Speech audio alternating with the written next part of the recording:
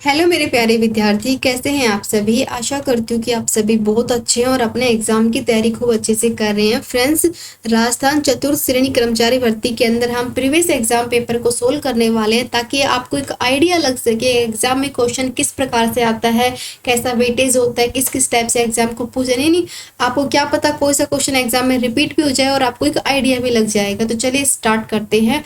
Welcome to Ram classes. तो देखिए friends, first question आता है, गरासिया जनजाति में जो गांव का मुखिया होता है उसको क्या कहते हैं। जो गांव के मुखिया के बारे में पूछा गया है, तो गांव के मुखिया को क्या बोलते हैं, पटेल। ऑप्शन नंबर सेकंड इसका राइट आंसर हो जाएगा।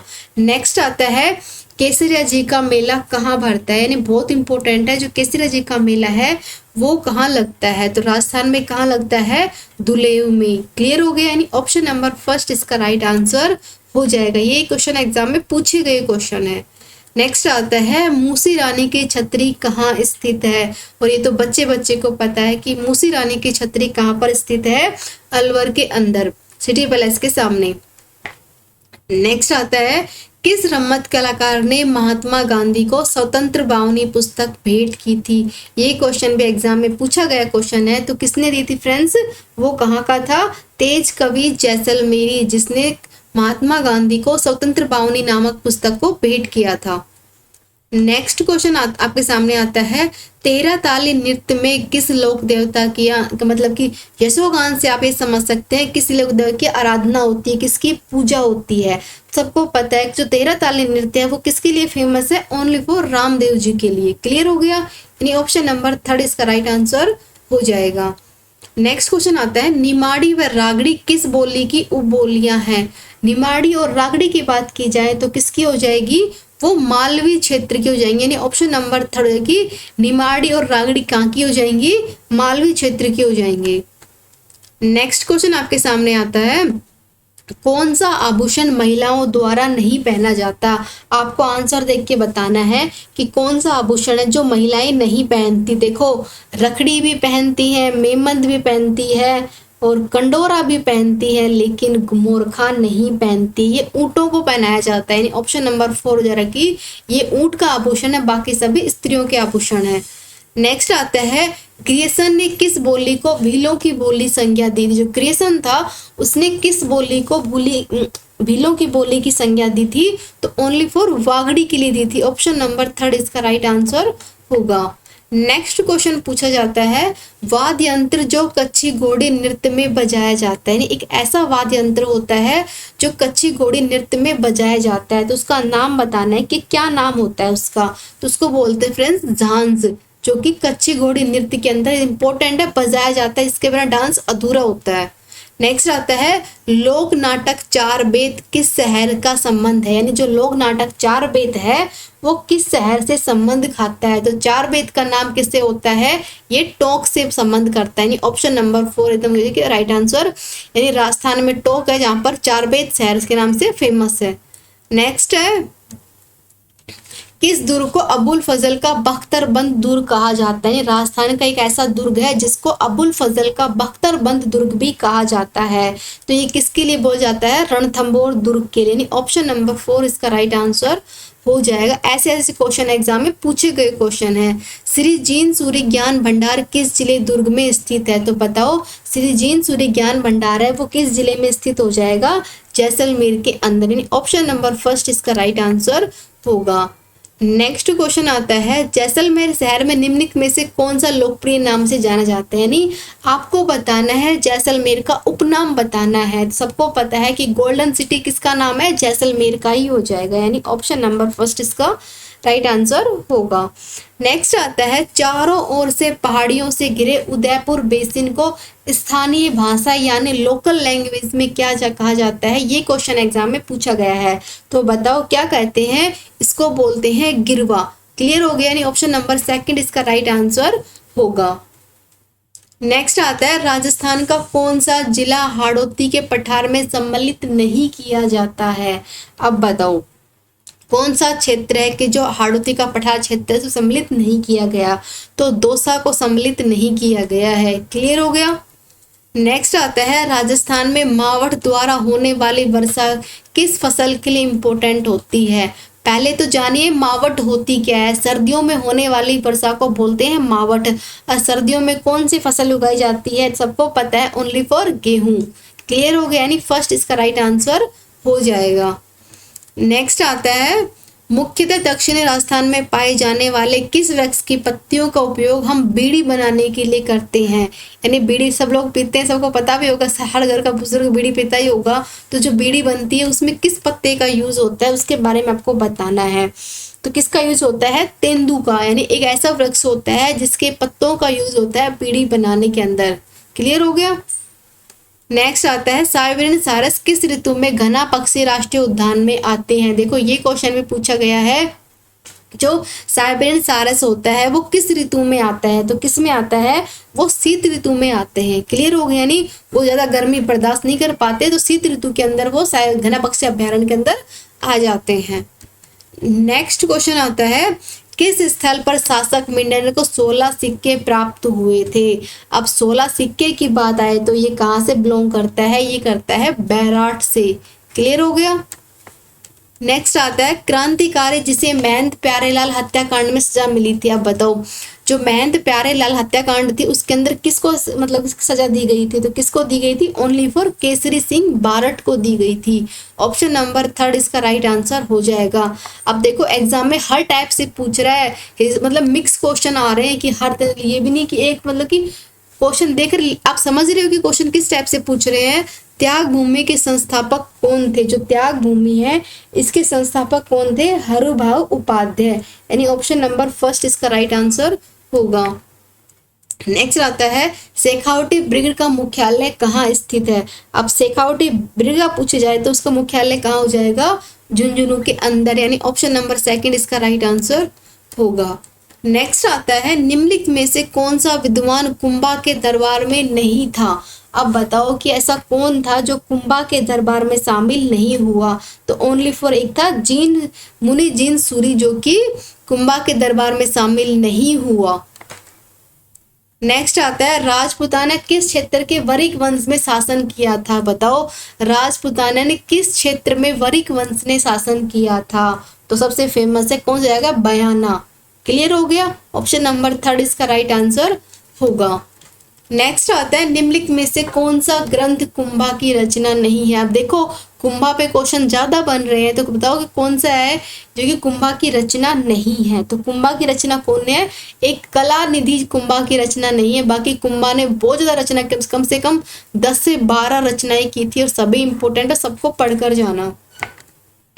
नेक्स्ट आता है, दजिया और चिमाता राजस्थान के किस जनजाति की समझ करती है। बताओ दजिया और चिमाता की बातचीत किस में हो जाएगी, ये भील समुदाय से बिलोंग करती है। ऑप्शन नंबर 4 इसका राइट आंसर होगा।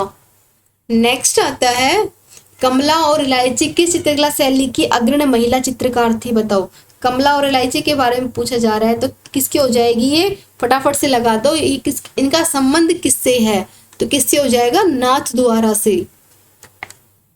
नेक्स्ट आता है, निम्न में से कौन सा युगल नृत्य है।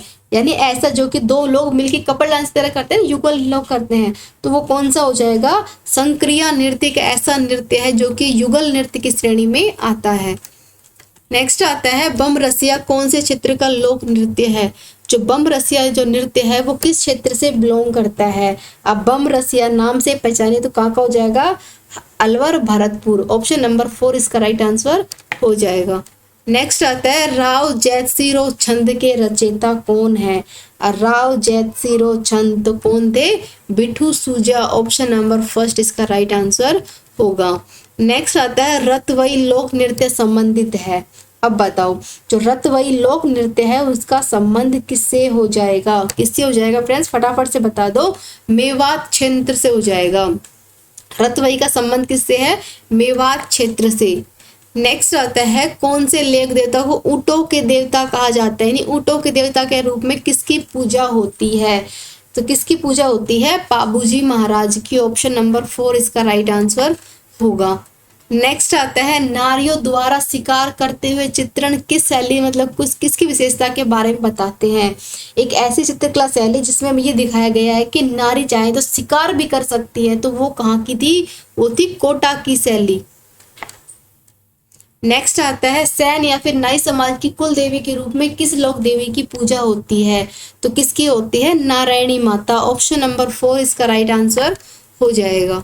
नेक्स्ट आता है राजपूताना पेंटिंग शीर्षक 1916 किसकी मतलब की पुस्तक लिखी थी? बताओ नाम क्या है? राजपूताना पेंटिंग। तो इसके शीर्षक क्या थे? किसके द्वारा लिखी गई थी? ये किसने लिखी थी? आनंद कुमार स्वामी ने। ऑप्शन नंबर फर्स्ट इसका राइट आंसर होगा। आपको आइडिया लग रहा है कि क्वेश्चन कैसे कैसे पूछ रहे हैं, यानी थोड़ा सा बोरिंग करने वाले जरूर है, पर क्वेश्चन बहुत इंपॉर्टेंट है। एग्जाम सिलेक्शन चाहिए तो पढ़ना पड़ेगा। नेक्स्ट आता है कजली तीज का त्योहार किस तिथि को मनाया जाता है? अब कजली तीज की बात आए तो कब मनते, किस महीने में बनती है? अगर आपको ये याद रहेगा ना तो आप तुरंत पहचान लेंगे। अब देखो सावन में तो तीज आती है, लेकिन कजली तीज आती है सावन के बाद, और सावन के बाद कौन सा महीना आता है? भाद्रपद का। यानी ऑप्शन नंबर फर्स्ट की भाद्रपद कृष्ण तृतीया को मनाया जाता है। यानी कि आपको आइडिया लग रहा है कैसे कैसे क्वेश्चन घुमा फिरा के पूछ रहा है। निम्नलिखित में से जल दुर्ग श्रेणी में आता है? तो बताओ ऐसा कौन सा दुर्ग है जो कि जल दुर्ग श्रेणी के अंदर आता है? तो कहाँ हो जाएगा? गागरोन का दुर्ग है जो कि जल दुर्ग श्रेणी के अंदर आएगा। नेक्स्ट आता है कजली तीज त्योहार किस तिथि को मनाया जाता है? अभी जस्ट मैंने आपको बताया भाद्रपद कृष्ण तृतीया को मनाया जाता है। नेक्स्ट आता है राजस्थान में सेवण शब्द का है। अब देखो एक वर्ड आ गया सेवण शब्द, इसका संबंध बताना है। देखो एग्जाम में आपको ऐसे ऐसे काफी क्वेश्चन देखने को मिलेंगे जिसमें आपसे शब्द का मतलब पूछा जाएगा कि इसका संबंध के, एक वर्ड दे देंगे और संबंध पूछ लेंगे। जैसे बादला क्या होता है, डफली क्या होती है, इसका संबंध किससे है? तो सेवण का संबंध किससे पूछा गया है ये आपको बताना है। तो सेवण क्या होती है? एक प्रकार की घास होती है। ऑप्शन नंबर फर्स्ट इसका राइट आंसर हो जाएगा। नेक्स्ट आता है स्थानांतरित कृषि राजस्थान के किस क्षेत्र मतलब किस नाम से जाना जाता है? एक ऐसी कृषि होती है जिसको हम यहाँ चाहें तो यहाँ और यहाँ से इसको यहाँ पर भी ट्रांसफर कर सकते हैं। तो बताओ इसका नाम पूछा गया है तो क्या नाम हो जाएगा? इसको बोलते हैं वालरा। यानी मतलब कि ना ट्रांसफर यहाँ से इसको यहाँ पे ट्रांसफर कर सकते हैं। नेक्स्ट आता है राणा प्रताप सागर सिंचाई परियोजना किस नदी पर स्थित है? बहुत इंपॉर्टेंट है। राणा प्रताप सागर सिंचाई परियोजना किस नदी के ऊपर स्थित है? तो किस पे हो जाएगा? चंबल नदी के ऊपर। ऑप्शन नंबर सेकंड इसका राइट आंसर हो जाएगा। आप देखो हर तरीके से क्वेश्चन रिपीट हो रहे हैं, हर चीज के बारे में पूछा रही। आपको ये नहीं है कि आपको एक ही पढ़ना है, आपको सब कुछ पढ़ना है। नेक्स्ट आता है झीलों की नगरी के नाम से प्रसिद्ध है। बताओ झीलों की नगरी के नाम से कौन सी जगह फेमस है? फटाफट से बता दो कौन हो जाएगा झीलों की नगरी से फेमस? तो हो जाएगा उदयपुर। क्लियर हो गया। नेक्स्ट आता है पलाया झील राजस्थान के किस भौगोलिक अंचल में मिलती है? अब बताओ पलाया झील पहले होती क्या आप ये समझ लीजिए। ऐसी झील होती है जो कि परमानेंट मतलब वो टेम्परेरी झील होती है जो कि ना बारिश के टाइम पे बन जाती है और कुछ टाइम बाद वो अपने आप ही मतलब कि बंद सूख जाती हैं, तो उसे बोलते हैं पलाया झील। तो वो कहाँ देखने को मिलेगी आपको? थार के मरुस्थल में वो आपको देखने को मिलेगी। क्लियर हो गया। नेक्स्ट आता है थार के मरुस्थल में पाए जाने वाले अर्धचंद्राकार रेत के टीले को क्या कहा जाता है? मिट्टी उड़ उड़ के मिट्टी का शेप कुछ इस तरह हो जाएगा तो इसको क्या कहा जाता है ये पूछा गया है। तो इसको क्या बोलते हैं? इसको बोलते हैं बरखान। क्लियर हो गया। यानी मिट्टी उड़ उड़ के चांद का रूप में ले लेती है। नेक्स्ट आता है राजस्थान में सर्वाधिक वार्षिक वर्षा किस स्थान पर होती है? अब देखो सबसे अधिक वर्षा के बारे में पूछ रहे हैं तो आपको पता होगा कि राजस्थान में सिर्फ एक जगह है जहाँ पर सबसे अधिक वर्षा होती है, माउंट आबू। नेक्स्ट आता है राजस्थान में अपनी प्रथम वन नीति को कब अपनाई गई थी? तो जो राजस्थान की जो वन नीति थी देखो पूरे भारत के अंदर सबसे पहले अपनाने वाला कौन था? अपना राजस्थान था। और राजस्थान ने कब अपनाई थी? 2010 के अंदर। क्लियर हो गया। नेक्स्ट आता है बनास नदी पर कौन सा बांध बना हुआ है? अब बनास नदी पर बांध पूछा गया है तो बनास नदी पर बना हुआ है बीसलपुर बांध। ऑप्शन नंबर थर्ड इसका राइट आंसर होगा।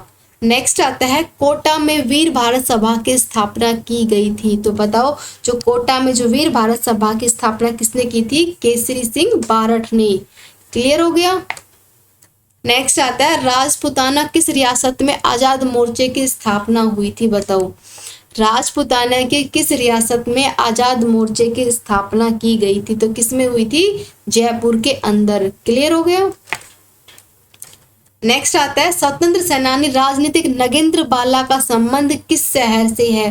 जो नगेंद्र बाला था उनका संबंध, को इम्पोर्टेंट व्यक्ति है तो उसका संबंध पूछ लेते हैं कि इन्होंने मतलब कि इनका संबंध किस शहर से होगा, किस मतलब अगर इनको कोई गेम पसंद होगा तो गेम के बारे में पूछ लेंगे, इन्होंने मतलब कि कोई पुरस्कार मिलेगा तो उसके बारे में पूछ लेंगे, तो पूछेंगे जरूर। तो देखो किसी वजह नगेंद्र बाला का संबंध किससे था, कोटा से। नेक्स्ट आता है राजस्थान के एकीकरण के 7वें चरण के अंदर किसको सम्मिलित किया गया था। 7वें चरण की बात की जाए तो पहले किया गया था अजमेर और आबू को, और इसके बाद किया गया था सिरोही को। ले तो फर्स्ट नंबर पे यही आएगा। नेक्स्ट आता है महाराणा सांगा ने इमरान लोधी को किस युद्ध में परास्त किया था। तो बताओ महाराणा सांगा ने इमरान लोधी को किस युद्ध में परास्त किया था, पूछते हैं बार बार। तो किसमें किया गया था, खतौली के युद्ध में। क्लियर हो। नेक्स्ट आता है 19वीं शताब्दी के प्रथम इतिहासकार जिसने राजस्थान के सामंतवादी व्यवस्था के बारे में लिखा था, वह कौन थे। तो बताओ राजस्थान इतिहासकार, इतिहास के बारे में पूछे तो इतिहास लिखने वाले कौन थे, कर्नल जेम्स टोड। तो संबंध बनाने की कोशिश करो, समझने की कोशिश करो कहना क्या चाह रहा है। नेक्स्ट आता है 1857 की क्रांति के समय भरतपुर रियासत के किस ब्रिटिश पॉलिटिकल एजेंट की हत्या हुई थी, मतलब किसकी हुई थी, कौन था उस टाइम पर। तो इसकी लास्ट में हत्या भी हो गई थी, पर अब पूछा गया है कि कौन था, तो वो था मॉरिसन। क्लियर हो गया। नेक्स्ट आता है पाल किसे कहते हैं। तो पाल किसे कहते हैं, भीलों की बस्ती को पाल कहा जाता है। नेक्स्ट आता है मांड का प्राचीन नाम क्या है। देखो मैंने पूछा था ना कि आपसे वर्ड का मतलब पूछेगा, तो मांड का मतलब क्या होता है। ये मांड शब्द किसके लिया गया है, ये जयपुर के लिए मतलब कि जैसलमेर के लिए लिया गया है मांड शब्द। नेक्स्ट आता है अटपटी पगड़ी किस किस्म की फेमस है, यानी जिनकी जो पगड़ी होती है बिल्कुल अटपटी सी होती है, तो वो किसकी होती है, तो किसकी होती है, मेवाड़ क्षेत्र की पगड़ी सबसे अलग होती है। पूरे राजस्थान में सबसे अलग अगर पगड़ी की बात की जाए तो मेवाड़ क्षेत्र की होगी, ये उनकी पहचान होती है कि मेवाड़ वासी है। नेक्स्ट आता है लघु चित्रकला शैली को भारत भूमि पर लाने वाला किसके द्वारा भारत भूमि पर इसको पेश किया गया था, लघु चित्रकली कला को। तो फर्स्ट टाइम कौन लेकर आया था, फर्स्ट टाइम इसको मुगल लेकर आए थे, तब जाके इसको पूरे भारत भूमि पर आई, तब जाके इसको पूरे इंडिया मतलब पूरे मतलब हर जगह जाने लगा। नेक्स्ट आता है राजस्थान के किस स्थान पर तेजाजी की स्मृति में पशु मेला का आयोजित किया जाता है। अब पशु मेले की बात की जाए तो कहाँ पर लगता है, ये एक ऐसा मेला है जो कि पूरे एशिया का नंबर मतलब सबसे बड़ा मेला लगता है। अब एशिया महाद्वीप की बात आ गई तो भारत का भी नंबर 1 हुआ, और जो अपने राजस्थान में लगता है पर्वतसर के अंदर, जो कि पशु मेला होता है। क्लियर हो गया। देखो आपको क्लास कैसी लगी, अपना फीडबैक शेयर कीजिए, कुछ डाउट है तो कमेंट में जरूर पूछिए। अगर आपको इसकी पीडीएफ चाहिए तो कमेंट में यस लिखना, आपको पीडीएफ भी दी जाएगी। Thank you.